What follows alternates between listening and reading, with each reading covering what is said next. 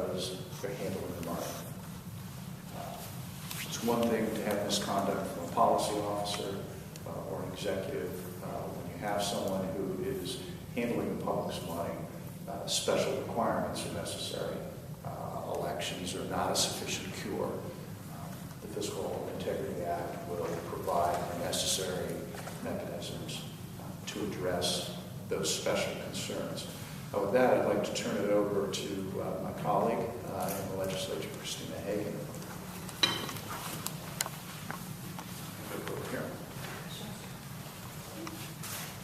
Well, I certainly appreciate the opportunity to be here today. As you have seen, this is obviously very important to my home county.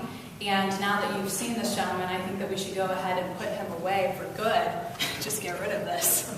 So now that we know what the problem is and we've found a solution, I'd just like to give you a little precursor and discuss what's happened in my district. If it gives you any idea how important this is to Stark County, we've had 3 articles in the month of April of 2012, 17 articles in 2011, and 18 articles in 2010 just in the Canton Repository and surrounding papers in Stark County. So obviously this has been a hot topic, a very important issue to Stark County, as it should be.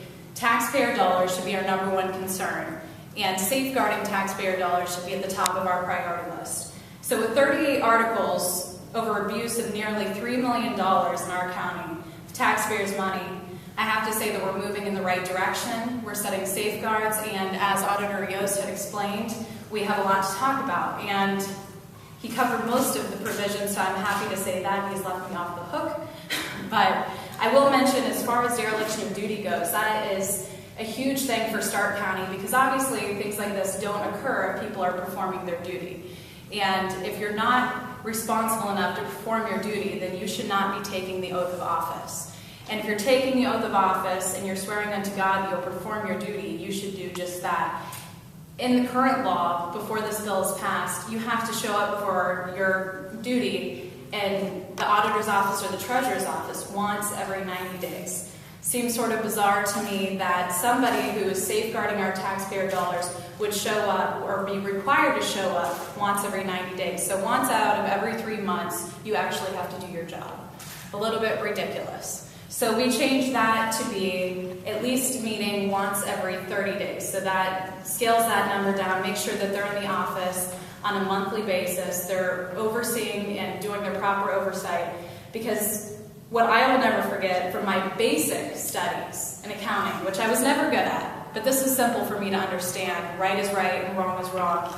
So basic internal controls such as segregation of duties and independent checks on performance, which the Auditor of State suggested to our county after we had these extreme fiscal issues with $3 million worth of taxpayer dollars missing, should be a regular practice. It seems like independent checks on performance would be something that any good fiscal officer stepping into office would do. So we're making sure that they have the proper education and the proper oversight to be accountable for their actions that they should be performing in their daily role. I'll never forget sitting in class as a student, which wasn't too long ago. For those of you who know, I'm the youngest member of the House. I don't highlight that often, but I think it's relevant in this case when we draw a correlation to how important this is to Stark County. When you're studying in accounting and there's not a word your professor can say to get your attention, and then he holds up a newspaper that strikes close to home for everyone in the classroom, regardless if you're commuting from another county or from around the state. It's serious business when $3 million has come up missing, and then there's no repercussion for the person who's supposed to be giving the proper oversight. So in our current circumstance, we've been flipping and flopping back and forth between auditors and treasurers, and it's been sort of a headache and a mess and an extreme abuse of taxpayer dollars. So even though we had a special election and elected a responsible fiscal officer to the position of treasurer after Zeigler was removed from office, he was soon put back into office because he was not afforded the due process that he deserved. So we've taken the time to make sure that the law is no longer ambiguous in this circumstance. We've sort of pinpointed the problems, we've erased them, and we've put in the due process provision and the hearing provision so that that will never occur again, and we will never have similar circumstances in Stark County. So I have to thank Professor Smith for at least getting across to me that we should have, at the very least, basic internal controls and basic checks and balances. So the many stories about the county treasurer failing the oversight taught me more about the importance of integrity and work ethic than any textbook ever could have. I knew that something had to be done.